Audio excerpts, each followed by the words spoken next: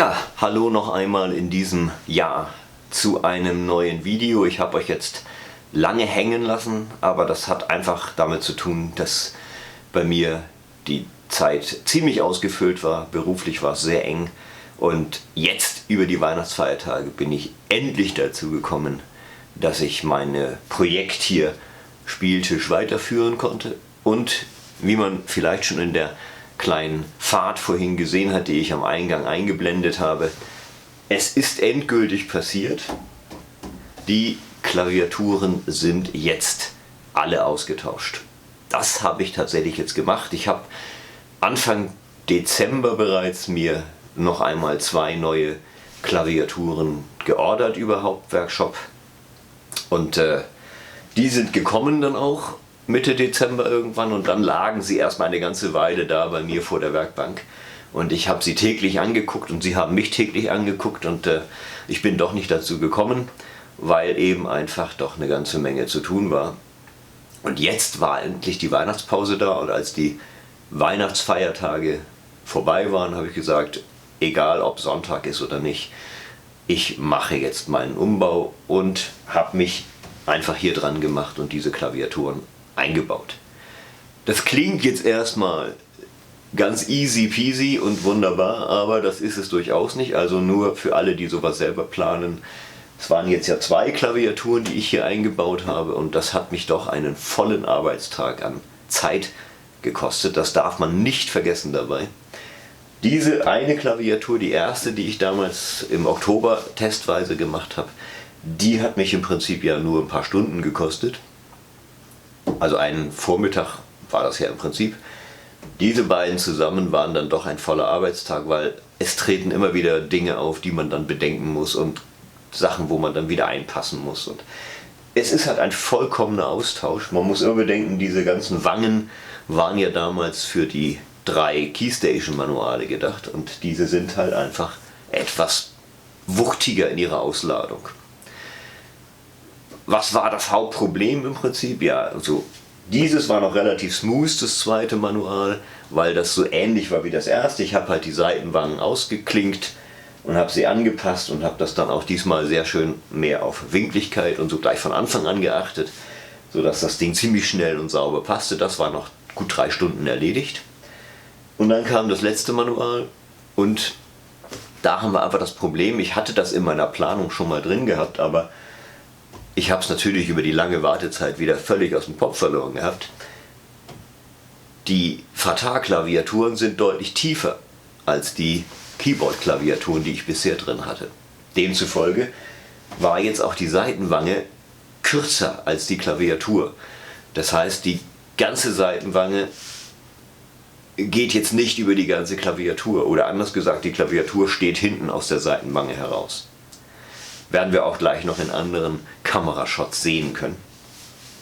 Und dadurch musste ich hier völlig anders planen, denn dadurch konnte ich meinen schönen Klappmechanismus, den ich hier ja noch drin habe in diesem Manual, konnte ich hier jetzt nicht mehr bauen. Das heißt, ich musste die Scharniere entfernen und ich musste quasi die Klaviatur hinten überstehen lassen. Und dadurch war aber das Problem, wie kriege ich dann diese Klaviaturwangen wieder fest? Ja, das war dann das nächste Problem.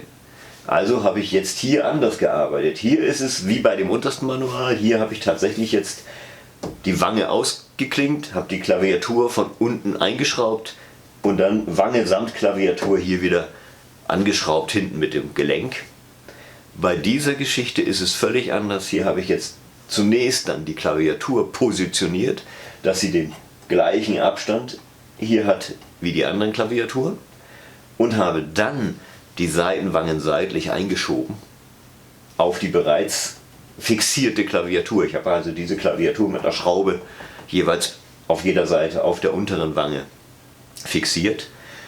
Und damit diese beiden sich jetzt hier nicht verschieben, habe ich denen im Prinzip, so wie ich es auch ganz unten habe, habe ich denen rechts und links hier einen Dübel von unten verpasst, sodass die quasi eingesetzt werden können auf einen Dübel.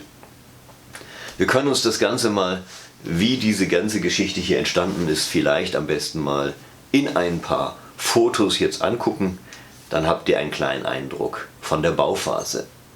erstmal viel Spaß bei dieser kurzen Fotostrecke.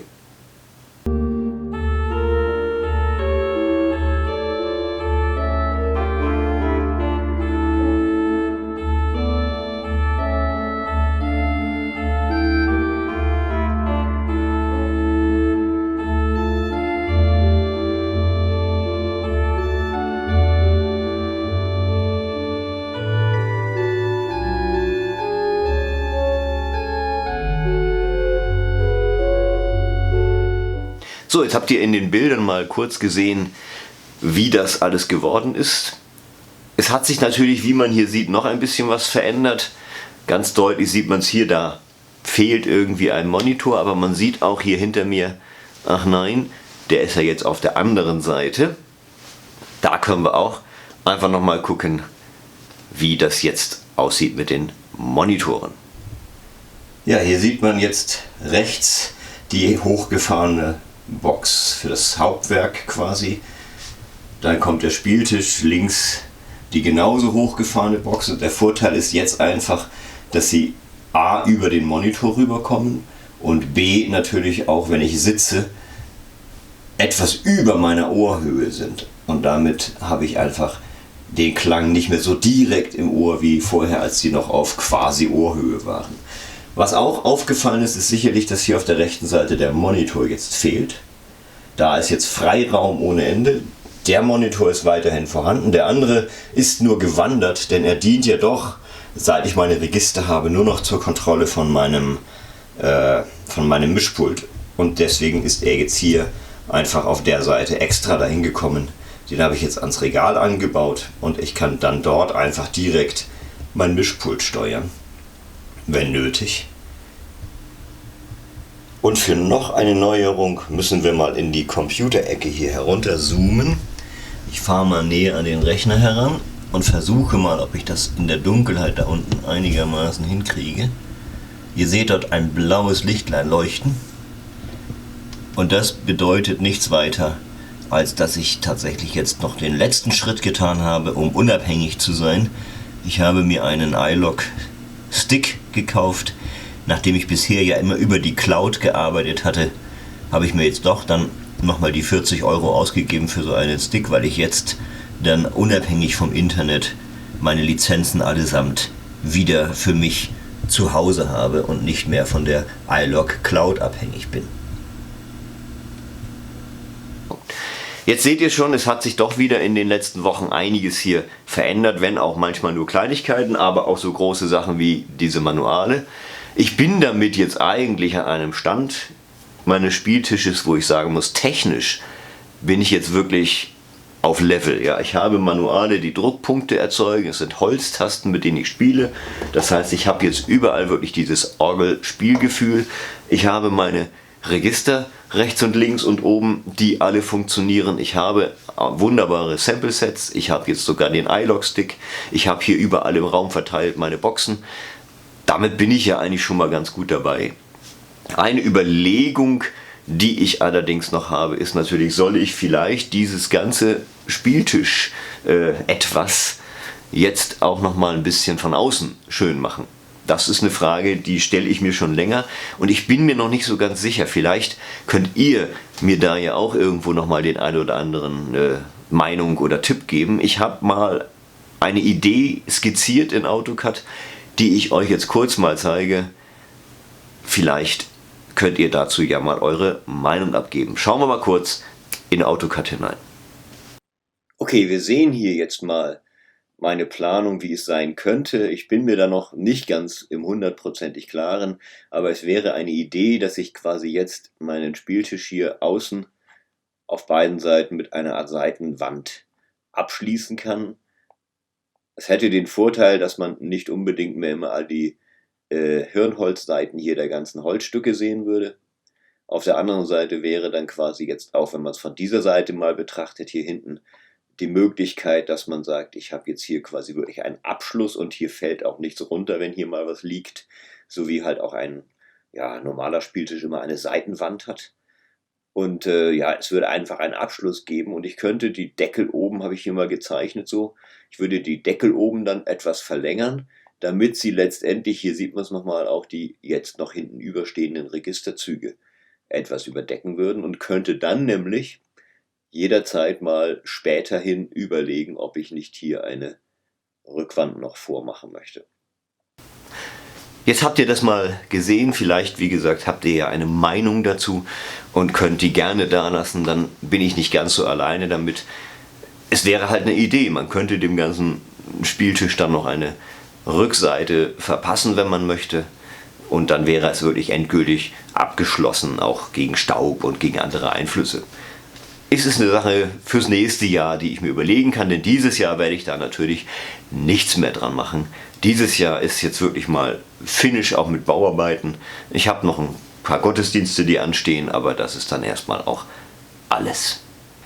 Ja, eine Sache, die natürlich auch noch im Raume steht, denke ich mal, bei dem einen oder anderen von euch, ist vielleicht auch die Überlegung, was jetzt Hauptwerk, die Software wieder angeht. Denn da gab es ja jetzt im Dezember, wie auch im letzten Jahr, wieder einen Versionssprung. Es ist jetzt Hauptwerk 6 bereits erschienen. Und man sieht schon, so eine oder andere wie im Internet hat schon abgedatet. Ich gebe dazu einfach mal an dieser Stelle ein momentanes Statement von meiner Seite ab. Ich werde nicht upgraden momentan. Das hat einfach mit verschiedenen Gründen zu tun. Einerseits habe ich jetzt gerade hier alles so super eingerichtet in Hauptwerk 5, dass es für meine Bedürfnisse funktioniert. Das war auch ein Grund, warum ich gesagt habe, ich ziehe jetzt meine Lizenzen auf diesen USB-Stick, sage ich mal. Dann kann ich auch meinen Computer vom Internet abkoppeln und bin frei sozusagen. Und die andere Geschichte ist auch natürlich, dass meine Hardware-Voraussetzungen das eventuell gar nicht mehr mitmachen irgendwann. Denn, ich zeige euch mal ein Bildschirmfoto, sieht man hier, dass da steht, dass Hauptwerk 6 als empfohlenes Betriebssystem schon macOS Catalina gerne hätte. Ich arbeite hier immer noch 2 zurück, ja, auf im Prinzip Mojave. Das heißt, ich bin hier bei dem 14er Betriebssystem Mojave. Die wollen jetzt das 15er Catalina als recommended und momentan ist das schon Big Sur wieder erschienen, was aber natürlich noch nicht benutzbar in dem Sinne ist, weil die meisten Softwares noch nicht transferiert sind. Aber ich habe bei den Leuten, die es gemacht haben, schon mal so ein bisschen mitgekriegt, dass man doch so einige Einstellungen wieder erneuern muss in Hauptwerk, wenn man das jetzt transferiert, und nicht alles wird einwandfrei übernommen. Und ich sage ganz ehrlich, ich habe dazu momentan keine Lust, nach diesen ganzen Einstellungen für die ganzen Boxen und so weiter, dann erst wieder mühsam prüfen zu müssen, ob das vielleicht in Hauptwerk 6 auch funktioniert, dafür, dass vielleicht 3, 4 neue Funktionchen da drin sind. Also bei mir auf absehbare Zeit erstmal kein Upgrade auf Hauptwerk 6. Ja, das wäre im Prinzip jetzt für 2020 mal alles. Ich habe meinen Spieltisch wirklich sehr weit gebracht 2020. Muss man auch sagen, auch ein bisschen dank der Möglichkeiten, die durch Corona entstanden sind, der Freiräume, die an manchen Stellen entstanden sind. Und nicht zuletzt auch durch die Lust, die mir dann dabei kam. Je weiter so ein Projekt wächst, desto mehr hat man Lust, noch mehr daran zu machen. Aber ich bin jetzt an einem Stand, wo ich wirklich sagen muss, jetzt ist hier alles tipptopp und ich kann mich, glaube ich, erstmal daran erfreuen und jetzt endlich auch sinnvoll zu Hause wieder mehr üben. In diesem Sinne wünsche ich euch erstmal alles Gute und dieses Jahr sehen wir uns dann natürlich nicht mehr. Wir sehen uns dann erst im nächsten Jahr wieder, wenn ich vielleicht mal so weit bin, dass ich Gedanken mir gemacht habe zu der ganzen Geschichte mit dem Gehäuse. Ich wünsche euch in diesem Sinne erstmal ein gutes neues Jahr. Kommt gut rüber und wir sehen uns.